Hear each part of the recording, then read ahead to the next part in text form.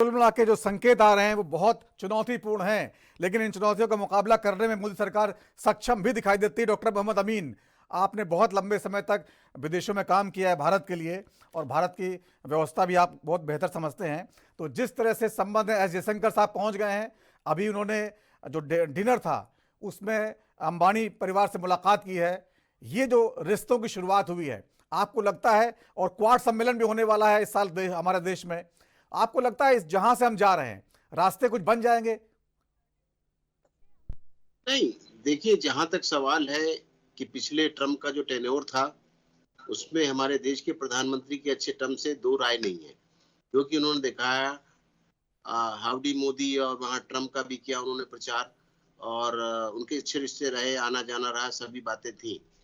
लेकिन मैं आपको एक चीज़ बताना चाहूँगा कि हमेशा ये डिप्लोमेसी होती है, और पेपर में कुछ होता है, ज़बान पे कुछ होता है, मिलना कुछ होता है, हँस के बात करते हैं। लेकिन डिप्लोमेसी की अपनी कुछ मजबूरियाँ होती हैं, इसीलिए वो डिप्लोमैट कहलाते हैं। और डिप्लोमैटिक स्तर पे जो बातें होती हैं, पहले नीचे होती हैं, उसके बाद ऊपर आती हैं।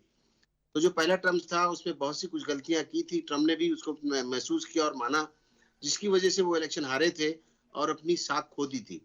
लेकिन धीरे-धीरे जो बाइडेन का पीरियड था, वो बिल्कुल निकम्मा साबित हुआ, और उन्होंने इकोनॉमिकली पीछे कर दिया। और जो लड़ाइयाँ चल रही थी, उन लड़ाइयों में वो घी डालते रहे और उसमें आग लगाते रहे और खामोश रहे, कभी उन्होंने कोई ऐसा एक्शन नहीं लिया। अब आपके सामने ही है, ये ट्रम्प साहब ने इलेक्शन में जाते वक़्त पहले ही कहा था कि जो लड़ाइयाँ चल रही हैं, चाहे वो यूक्रेन की हो, चाहे वो इज़राइल की हो, दोनों लड़ाइयों को वो बंद कर देंगे 48 आवर्स में। बिल्कुल सही बात है, और वो देखने को भी मिला है आपको। तो अब ये बात देखना होगा कि जो भी बातें हो रही थी, देखिए कोई भी लड़ाई हुई, उस लड़ाई में देखिए इकोनॉमिकली पीछे गया अमेरिका, क्योंकि अमेरिका ने काफ़ी अपने पैसे खर्च किए और अपने हथियार भी दिए। अब हथियार भी देने का ये है कि कोई कंट्री ने उनको पैसे दिए नहीं दिए दोस्ती में, या पूरे पैसे दिए या नहीं दिए, ये देखने वाला होगा।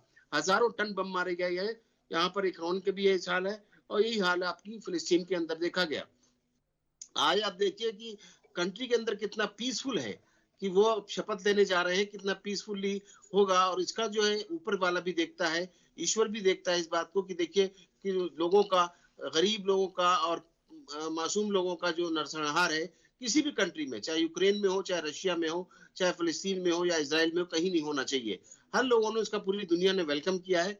और जैसे यूएस की ताकत कहलाती थी, नाटो है, उसमें आप देखिएगा यूके, फ्रांस, ऑस्ट्रेलिया और आपका कनाडा, उसमें ना आप देखिए न्यूजीलैंड, तो ये सब चीजें हैं। वो क्वाड का भी मेंबर है, उधर आप देखिए। तो इसी तरीके से सारी बातें हैं। लेकिन अब रशिया को भी देखिए, जो ट्रम्प साहब ने देखा है कि रशिया से तो उनकी दोस्ती थी, और रशिया ने भी देखा कि हमें जो है अपने मजबूत करना चाहिए। तो ट्रम्प के आने से पहले उन्होंने ईरान और चाइना से पैक्ट किया है, और दोनों से ही पैक्ट बल्कि आज ही साइन हुआ है। जो ईरान का प्रेसिडेंट है, उसने साइन किए हैं ट्रीटी पे। अब मुझे नहीं पता कि किन किन बातों पे वहां पे एग्रीमेंट हुआ है।